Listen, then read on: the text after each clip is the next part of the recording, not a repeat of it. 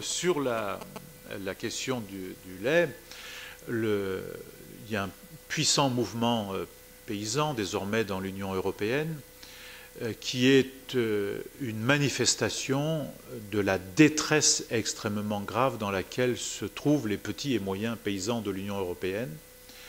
Cette détresse n'a pas été prise en compte au niveau où elle devait l'être, ni par le Conseil européen, ni par la Commission. Ce n'est qu'hier que Madame la Commissaire est venue devant nous faire de nouvelles propositions, notamment des propositions de mesures d'urgence, qui seraient une somme de 280 millions d'euros.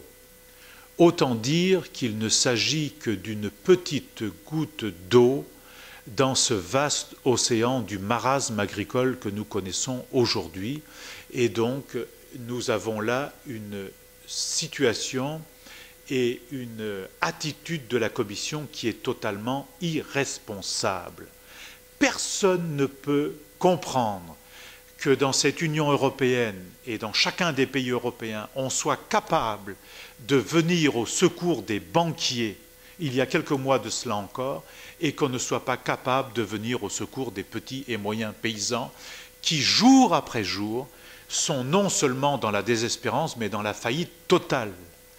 Et nous sommes dans ce paradoxe insupportable où aujourd'hui on a des paysans qui disparaissent, qui ne peuvent plus produire, qui ne peuvent plus vivre de leur travail. Pire que ça, ils meurent en travaillant, parce que c'est ça la réalité. Aujourd'hui, à chaque journée qui se passe pour un certain nombre d'entre eux, c'est une perte de revenus. C'est totalement inacceptable. Et à l'autre côté de la planète, maintenant les organisations des Nations Unies nous disent que nous venons de franchir le seuil de 1 milliard d'individus qui n'ont pas de quoi manger. Autrement dit, c'est une situation révoltante et nous ne pouvons pas l'accepter et nous ne pouvons pas accepter cette situation qui est faite aujourd'hui à la population mondiale, pas plus qu'aux producteurs, aux petits et moyens producteurs agricoles. Donc, cette mesure qui est annoncée et qui va être défendue à nouveau ce soir par Madame la Commissaire et une partie du Parlement européen est notoirement insuffisante. Secondement, il est proposé dans le dispositif, dans la résolution qui nous est proposée, un mécanisme de destruction des emplois agricoles puisqu'on veut donner de l'argent pour permettre aux petits et moyens paysans de fermer leur exploitation. On va donner de l'argent aux États pour cela. On ne peut pas d'un côté dire qu'on va fermer des exploitations et d'un autre côté dire on n'est pas en situation de souveraineté alimentaire mondiale. Il y a quelque chose qui ne va pas. Il y a une contradiction fondamentale dans le fonctionnement de cette Union européenne. Et ceux qui vont être les plus en difficulté, ceux qui vont fermer les premiers, évidemment, ce sont les plus fragiles.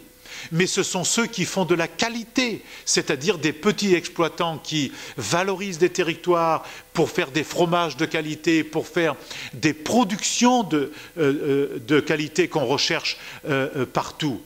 Et troisièmement, il y a un dispositif dans la résolution qui est proposée, qui est extrêmement dangereuse, et là encore c'est une vaste contradiction de ce fonctionnement européen.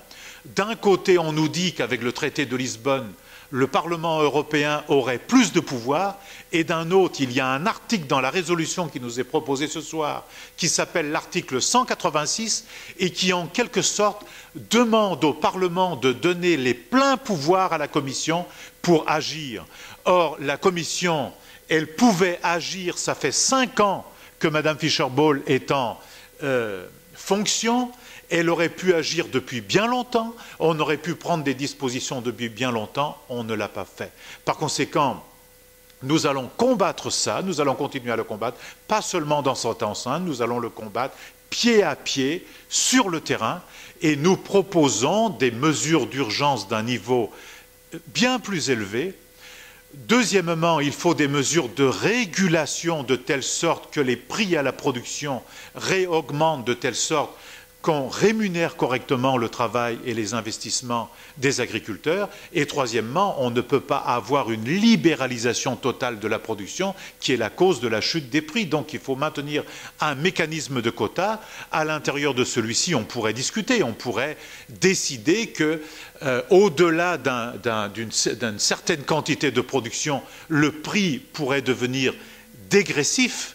Mais dans la situation où nous sommes aujourd'hui, il faut maintenir un système de quotas avec un prix moyen intra-européen qui rémunère correctement le travail de tous les paysans européens. Sinon, c'est la ruine totale. Merci beaucoup.